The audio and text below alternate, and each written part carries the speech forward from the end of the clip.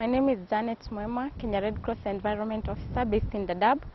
I'm in charge of the rehabilitation project funded by UNHCR.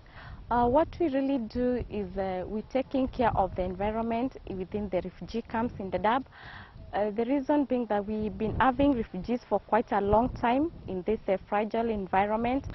What we do is generally rehabilitate the environment, plant trees, and manage the waste in the camps. Behind me, what you can see, this is a closed camp, and we had refugees settled. Actually, we had houses here, but now with the refugees gone, Kenya Redcross has taken this area, fenced it, and turned it into a forest. Initially, we used to plant indigenous trees, which do well in this area, but as we continue, we have moved from planting indigenous trees, and now we are planting fruit trees to create a source of livelihood to the host community and also to the refugees.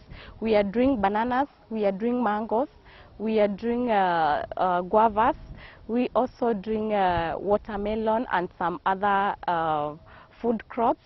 The objective of this project is to create alternative source of livelihood for the host community and also for the refugees. Most of the host community were relying on refugees by presence of refugees being here. They were getting employment and source of income. But now with the refugees leaving the country, we want this host community to have an alternative source of livelihood whereby they can farm and earn their living from here.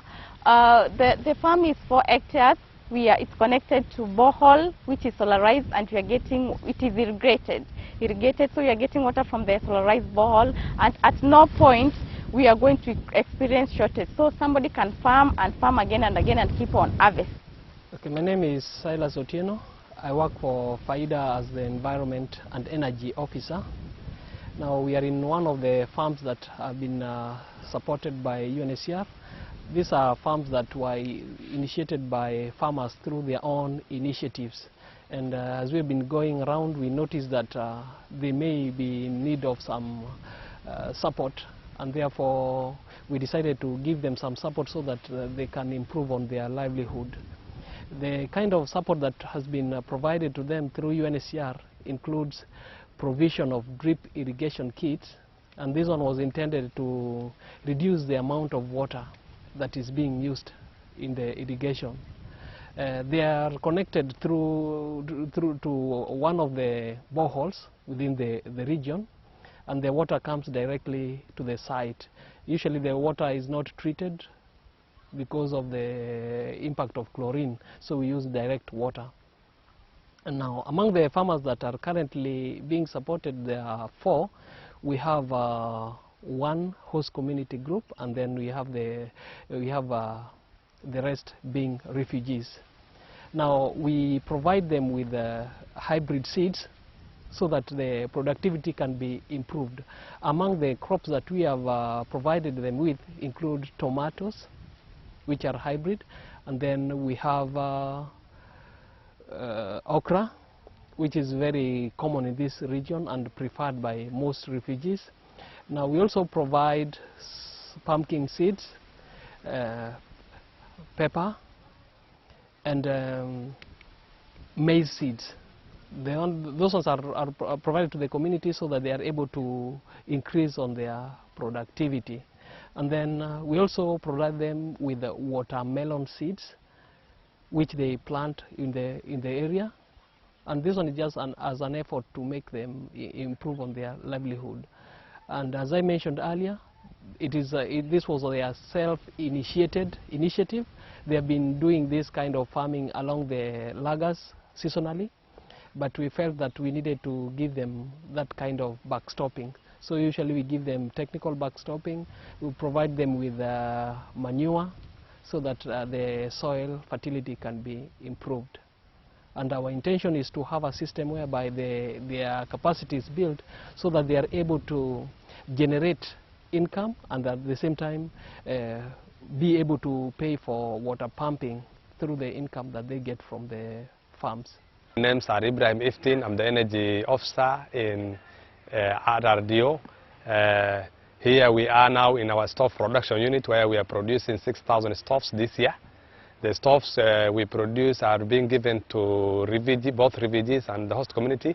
80% of the stoves are given to the refugees. Like for example, this year we are producing 6,000 stoves.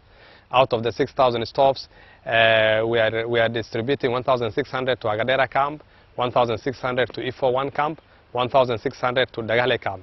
The remaining 1,200 stoves are given to the host community locations neighboring Dhdhaab. The host community locations among them are Bulakhair, the Abakailie, Komhomato, Alekune, the neighboring locations that neighbors Dhdhaab up to a radius of 50 kilometers.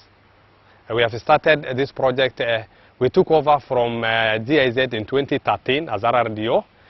GIZ has been producing this a long time ago, and we took over from GIZ in 2013. Since then, we have been producing stoves. For instance, last year we produced 5,815. This year, we have gone a little bit higher. We are producing 6,000 stoves. Then some of the important of these stoves are, it reduces, it is fuel efficient stove. It reduces the amount of firewood used during when you are using the stove. It has so many important.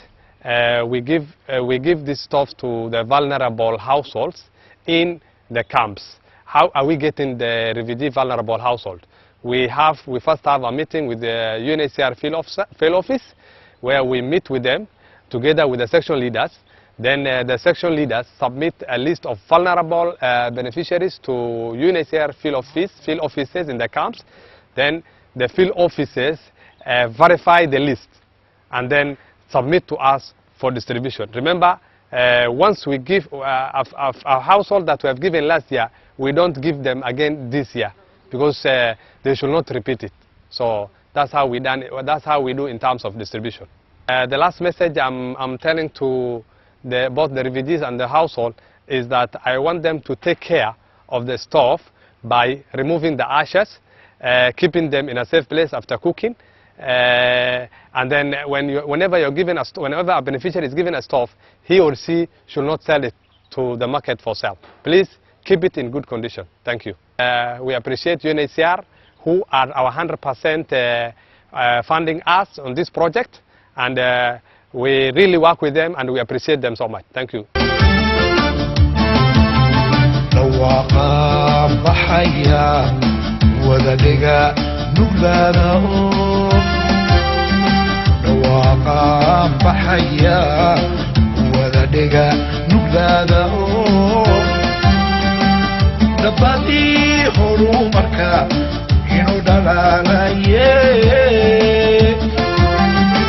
Dabadi horumarka ino dhalaalaya